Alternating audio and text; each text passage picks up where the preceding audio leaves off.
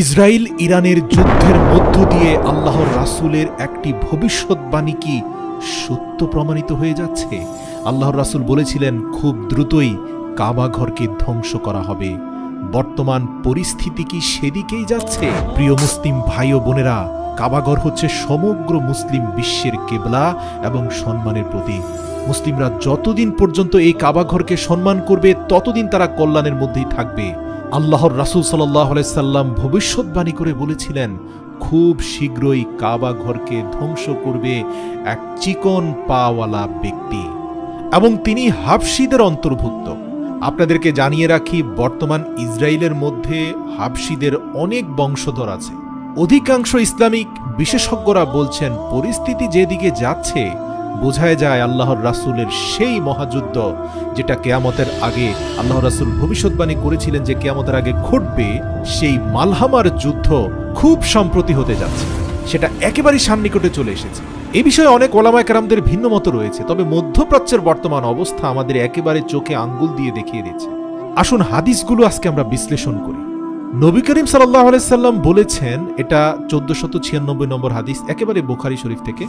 সেখানে আল্লাহ রাসূল বলেছেন যে হাফ হাতার একটা জামা পরা চিকন পা বিশিষ্ট একজন হাবশী ব্যক্তি এসে কাবাঘর ধ্বংস করবে। ওই ব্যক্তি কাবাঘরকে ভেঙে ফেলবে। এছাড়া আল্লাহ রাসূল বলেছেন সে সময় চতুর্দিকে ফিতনা আর ফিতনা দেখা দিবে। আল্লাহ রাসূল বারবার বলেছেন যতক্ষণ পর্যন্ত কিয়ামত সংঘটিত না হবে ততক্ষণ পর্যন্ত বাইতুল্লাহর হজ করা তোমরা বন্ধ করবে না, তাওয়াফ বন্ধ করবে না। অর্থাৎ কিয়ামতের আগে যখন ফিতনা ব্যাপক আকার ধারণ করবে সেই সময়ে কাবাঘরে হজ করা বন্ধ হয়ে যাবে। যতক্ষণ পর্যন্ত কাবাঘরের চারপাশে তাওয়াফ চলছে, হাজিরা অপেক্ষমান আছে, ততক্ষণ পর্যন্ত পৃথিবী আছে।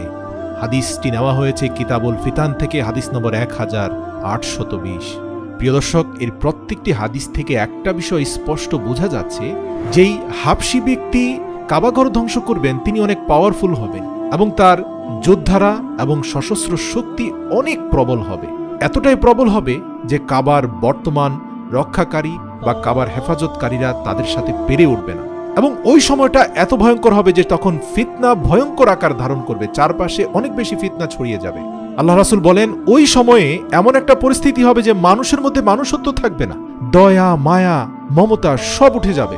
হযরত আবু হুরায়রা রাদিয়াল্লাহু তাআলা আনহু থেকে বর্ণিত, আল্লাহ রাসূল বলেন কিয়ামতের পূর্বে মানুষের অন্তরে কৃপণতা ঢেলে দেওয়া হবে আর হার্জ বেড়ে যাবে।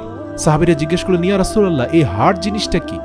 আল্লাহ রাসূল বললেন এটা হলো সেই হত্যাকাণ্ড যে হত্যাকারী জানবে না সে কেন হত্যা করছে, আর যে হত্যার শিকার হচ্ছে সেও জানবে না যে সে কেন হত্যা শিকার হচ্ছে।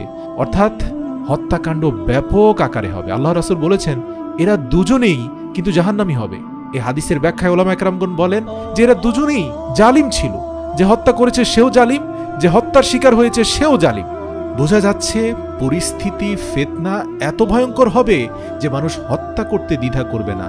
আল্লাহ রাসূল সাল্লাল্লাহু আলাইহি সাল্লাম ওই সময়ের ব্যাখ্যায় আরো বেশ কিছু হাদিসের ভবিষ্যৎবাণী করেছেন। এই যেমন ধরুন, আপন চাচাতো ভাই তার অন্য চাচাতো ভাইকে হত্যা করে ফেলবে হিংসার বশবর্তী হয়ে। মুসলিমরা একে অপরকে হত্যা করবে অথচ ওই মুসলিমের অসংখ্য মুশরিক বন্ধু থাকবে। অর্থাৎ ফিতনা এমন আকার ধারণ করবে যা বলার বাইরে। আল্লাহ রাসূল আরো বলেছেন মুসলিমদের মধ্যে ফিতনা এবং হিংসা বিদ্বেষ বৃদ্ধি পাবে। আপনি দেখবেন মাহফিলের অনুষ্ঠানগুলোতে এক আলিম স্টেজে বসে অন্য আলিমের প্রতি বিদ্বেষমূলক বক্তব্য দিচ্ছেন, অথচ সেই মাহফিলে কোরআন এবং হাদিসের ব্যাখ্যা বিশ্লেষণ এবং হেদায়েতের কথা শোনার জন্য মানুষ যায়। আপনি দেখবেন বর্তমান সময়ে এক মুসলিম অপর মুসলিমকে এতটাই ঘৃণা করে যতটা ঘৃণা অন্য কোনো মুশরিককেও তারা করে না।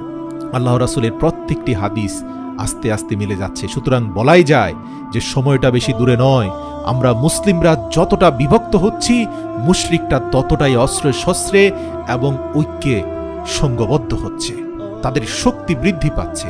স্পষ্টতই আল্লাহর রাসূলের প্রত্যেকটি হাদিস মিলে যাচ্ছে। আজ আপনি দেখুন ইরান একাই মধ্যপ্রাচ্যে যুদ্ধ করে যাচ্ছে পশ্চিমা বিশ্বের মদতপুষ্ট ইসরায়েলের বিরুদ্ধে, অথচ এখানে সৌদি আরবিয়ার মতো একটা শক্তিশালী দেশ নীরব ভূমিকা পালন করছে। জর্ডানের মতো দেশ নির্লজ্জের মতো ইসরায়েলের পক্ষ নিয়ে কাজ করছে, অথচ এই জর্ডানে অসংখ্য নবীদের কবর রয়েছে।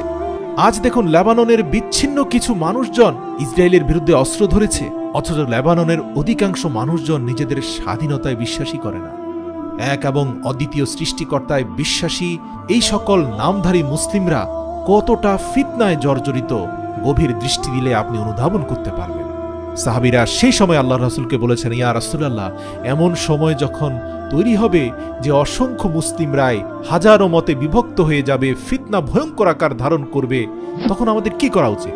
আল্লাহ রাসূল বলেন, তোমরা জিহ্বাকে সংযত রাখবে, তোমরা হাতকে গুটিয়ে রাখবে, তোমরা প্রয়োজনে ঘর থেকে বের হবে না, বেশি বেশি রোজা রাখবে, সালাত আদায় করবে, নামাজের বিছানায় হাত তুলে আল্লাহর